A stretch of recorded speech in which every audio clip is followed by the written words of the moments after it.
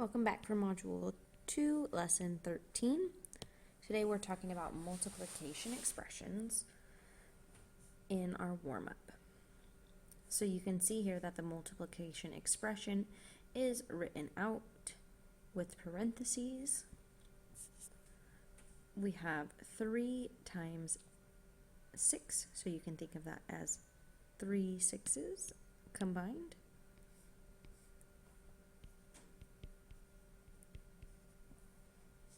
So for this one, it would be 3 times 2, because there are 3 2's combined, or 3 sets of 2. This one would be 3 sets of 3. Here I have 1, 2, 3, 4 sets of 5, and 1, 2, 3, 4, 5 sets of 7. Now we need to find the product. So these are the answers. 3 times 2, write it here. It's the same as if you were to add 2 plus 2 plus 2. So you need to finish problems 1 through 5 to complete your warm-up. What patterns do you notice in this table?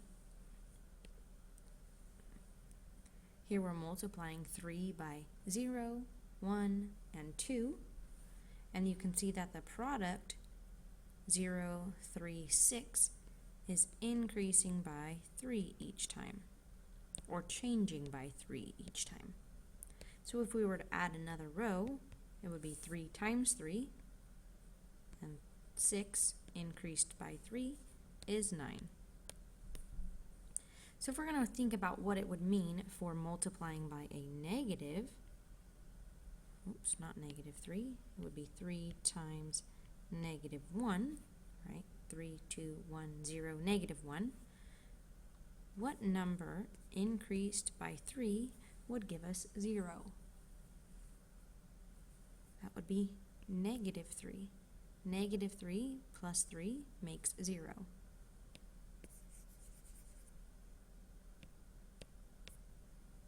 So then if we multiplied by negative 2, if we're going backwards in our table, we need to go backwards 3 on our number line, which would put us at negative 6.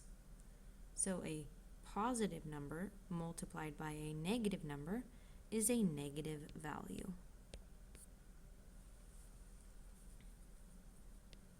If we were thinking of it as an addition expression, we have 3 times 2, so that's 2, 2, and 2.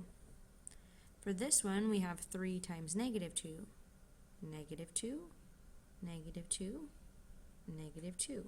So our final product would be negative 6. Consider the expression 2 times negative 4. Write the multiplication expression as a repeated addition expression. So that's negative 4 plus negative 4, and that's 2 of them, so we need 2 negative 4's combined. Use the number line to model the expression. Here's a negative 4, and 1, 2, 3, 4.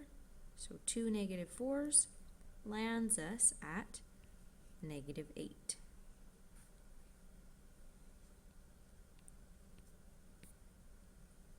This time we're going to write the multiplication expression.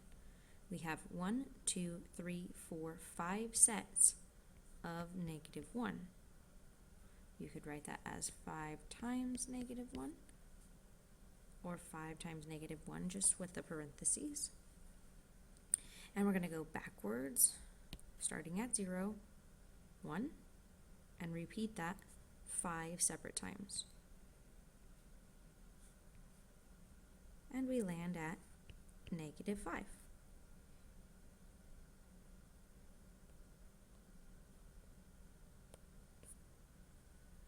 The temperature at 9 p.m. was 0 degrees Fahrenheit.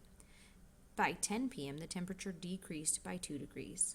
By 11 the temperature decreased by another 2 degrees. And by midnight the temperature decreased another 2 degrees.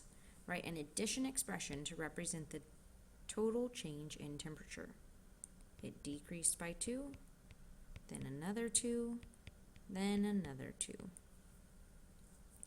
write a multiplication expression. There's 1, 2, 3 sets. So 3 times negative 2. If we go backwards 2, and backwards 2 again, we're at negative 6 on the number line. So the temperature changed by dropping 6 degrees. You can see it dropped or decreased is that negative symbol.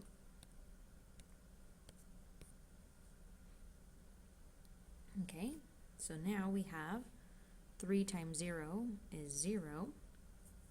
Here I have a 1 and a negative 1. That makes 0. So 4 times 0 is 0. 3 plus negative 3 is 0. 5 times 0 is 0. Negative 2 plus 2 is 0. And 6 times 0 is 0.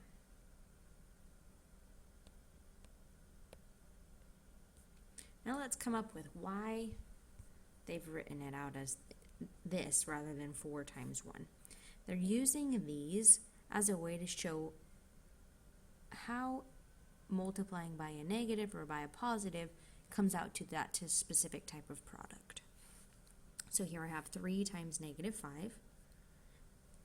We think 3 times negative 5 is negative 15. That's the conjecture or the hypothesis. Well, 3 times 0 equals 0. And that's a rule that we know. It's called the zero product property. Anything times 0 is 0. But then they've rewritten it as 3 times 5 plus negative 5 is 0. And that's because if we add 5 and negative 5, that makes 0. So what they've done is they've replaced this 0 with another 0, just written out in a different format. Then they've used what's called the distributive property to separate it out. Remember, 3 times 5 and 3 times negative 5. That's the way we use that distributive property. So here we have 3 times 5 and 3 times negative 5. Well, it still has to equal 0 because we're using rules that we know so far. 3 times 5, we're confident is 15. We've done this for years leading up to here as a 7th grader. And so then 3 times negative 5, well, if I combine that with 15, it has to come out to 0. So we have to think about, well, what is this piece? If 15 plus something equals 0, well, we can use our algebra skills. 0 minus 15 is negative 15. So that's why they're showing that 3 times negative 5 is negative 15.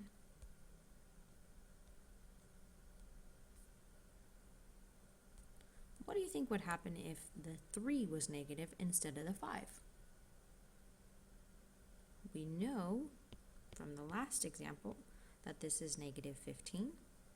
What do you think this one would be? This one is also negative 15. You can think of it as 5 groups of negative 3.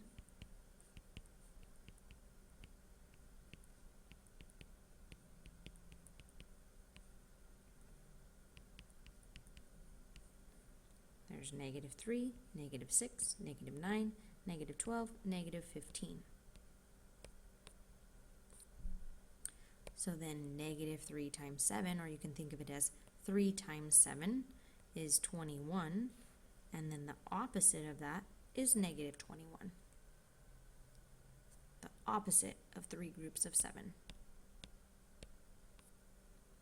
Henry says that negative 3 times 5 is the same as 5 times negative 3 because they both have a product of negative 15. Ethan says they are different because negative 3 times 5 is the opposite of 3 times 5, while 5 times negative 3 is negative 3 added together 5 times. Which student do you agree with? Well, they do both have a product of negative 15. We just looked at that one. So we know that Henry is correct. That symbol means the opposite. 3 times 5 is 15, so the opposite is negative 15.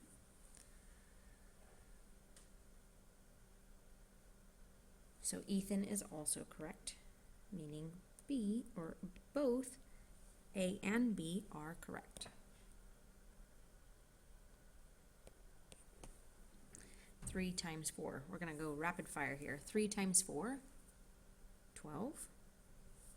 So 3 times negative 4, you can think of as the opposite, negative 12. This is also the opposite of 3 times 4. So this one is also negative 12. Here I have 6 times 5, and then the opposite of that. 6 times 5 is 30. The opposite would be negative 30. 5 times 6 is 30, and the opposite of that is negative 30. 2 times 14 is 28, and the opposite would be negative 28. That's all for lesson 13. Make sure your workbook is filled in and your warm-ups are completed.